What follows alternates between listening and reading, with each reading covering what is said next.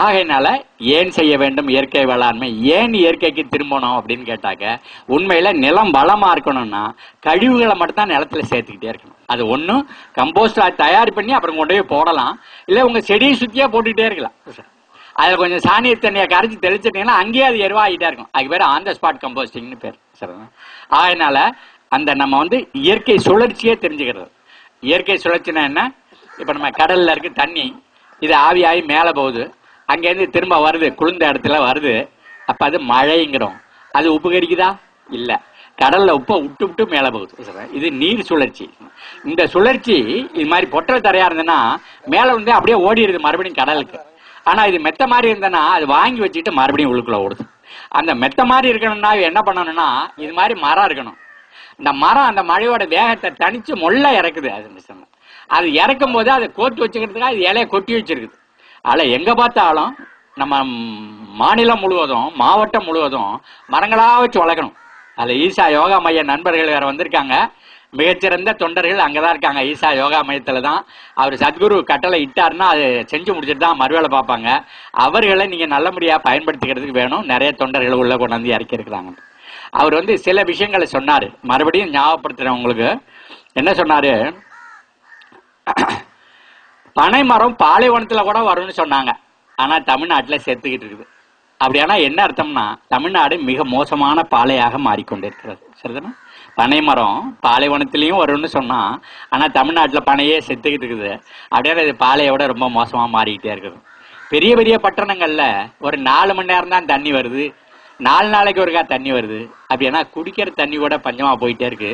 தண்ணி கூட நமக்கு தாராளமா கிடைக்கலன்னா வாழ்க்கை வந்து சுகமானதா இருக்காதுன்னு.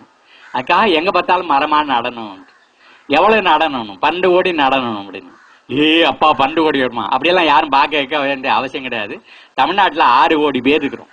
ஆளுக்கு 2 மரம் நட்டு வளர்த்துட்டீங்கன்னாக்கா 12 கோடி வந்து சரிதானே? ஒன்னு தனக்காக வளர்க்கணும், இன்னொன்னு பிறருக்காக நாட்டுக்காக வளர்க்கணும். ஒன்னு சொந்த இடத்துல வளர்க்கணும், இன்னொன்னு பொது இடத்துல வளர்க்கணும். ஆகையினால இந்த விஷயங்களை மனசுல வச்சுக்கோங்க. அவைகள் தான் நமக்கு வேணுங்கிறத கொடுக்கும். அவைகள் பறவைகளை வரவழைக்கும். அந்த பறவை போடுற எச்சத்துல இந்த இலை மக்கும். இலை மக்கின இலைய மண்புழு சாப்பிடும். மண்புழு பூமியில சுரங்கம் பண்ணிக்கிட்டே இருக்கும். தண்ணீர் மழை தண்ணி உள்ளுக்குள்ள போயிட்டே இருக்கும். அதான் அந்த தண்ணீர் சுழற்சி. அந்த தண்ணீர் சுழற்சி கரிவு சுழற்சி, கரிம சுழற்சி.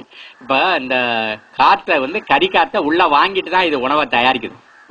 அதனால நீங்க என்ன சாமான சட்டியில போட்டு வறுத்தீங்கன்னாலும் கடைசியில கறி மிச்சமா இருக்கு. சீனியை போட்டு கொஞ்ச நேரம் போட்டீங்கன்னா கருப்பாயிடுது. பருப்பை போட்டு வறுத்தீங்கன்னா சரியாயிடுச்சு. கொஞ்ச நேரம் இந்த உப்புமா அடுப்புல வச்சுட்டு கொஞ்சம் டிவி அதிக நேரம் பார்த்துட்டீங்கன்னா அங்க போனாக்கா அது கறி ஆயிடுச்சு.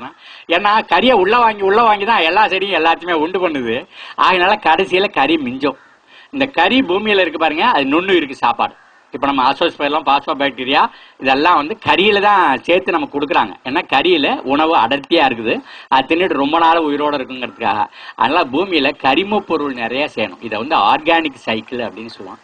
ஆகையினால இந்த கரிம பொருள் வந்து நம்ம பச்சை புரட்சி ஆரம்பிக்கிறதுக்கு முன்னாடி 5% இருந்தது நம்ம நாட்டுல. இப்ப 0.5% இருக்குது. ரசாயனத்தை கொட்ட அந்த கரிம அளவு தேஞ்சிக்கிட்டே வந்துடுச்சு. இப்ப மறுபடியும் இதை கொண்டு வந்தா என்ன பண்ண வேண்டியிருக்கு? இந்த இலைதலைகளை பூமியில சேர்க்க வேண்டியிருக்கு. அந்த சேர்க்கறதுல மிக முக்கியமான பங்கு மரம் சேர்க்கும்.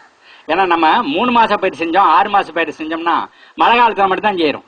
அப்புறம் இன்னொரு 3 மாசம், இன்னொரு 3 மாசம் வந்து தரை அப்படி திறந்தே கிடக்குது. தரத்தை உடஞ்சு போட்டு சூரியன் நேரடியாக தாக்கினா அங்க உயிரெல்லாம் செத்து போகுது. ஆகையினால நம்ம செய்ய வேண்டியிருக்கு. இதுக்கு மேல ஒரு பெரிய காரணம் இருக்கு.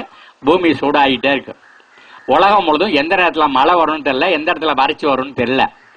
இதுவரை மழை பெய்யாத இடத்துல வெள்ளம் அடிச்சு போயிட்டு இருக்குது, வழக்க போயிட்டே இருக்குது. எந்த நேரத்திலயும் மழை வரலாம். அப்படின்னாக்க எந்த நேரத்திலயும் நம்ம பயிர் செய்யற பயிர் வந்து அழிஞ்சு போயிடலாம், விளைச்சல் இல்லாம போயிடலாம். அப்படி ஆனா செலவு மிகுந்த விவசாயம் இருக்கக்கூடாது. அப்ப இயற்கை வேளாண்மை என்பது வெளியில இருந்து எதுவும் வராம செய்யறதுக்கு பேரு அது இயற்கை வழி வேளாண்மை. ஆகையினால் நம்மள்கிட்ட கிடைக்கிற பொருள்களை பயன்படுத்திக்கிட்டு அந்த வேளாண்மையை கொண்டுட்டு போகணும். இந்த பூமி சூடாகிறதுங்கிறது உலகம் இருக்கிற எல்லா மக்களையும் பாதிக்கிற விஷயம். ஆகையினால எங்க பார்த்தாலும் இப்போ உணவு பற்றாக்குறை வந்துகிட்டே இருக்குது. அந்த உணவு பற்றாக்குறையில நாம் பாதிக்கப்பட்டு விடக்கூடாது. சரிதானே? உலகத்துல இருக்க எல்லாரும் சொல்ற யோசனை அதுதான். நீங்க இன்னைக்கே வந்து பாதையை மாற்றி விட்டீங்கன்னா கூட அங்க இப்ப சரியாயிடாது, இன்னொரு 100 வருஷம் ஆகும்.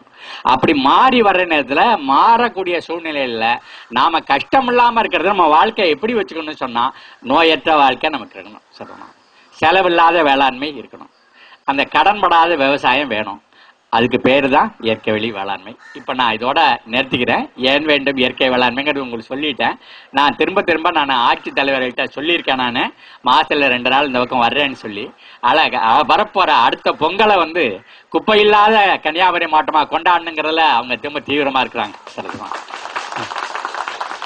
அவங்களோட ஒத்துழைக்கிறது நமக்கு எந்த கஷ்டமும் கிடையாது. சரிதானா? ஏன்னா குப்பைகளை தான் அந்த செடி கொடி கேக்குது.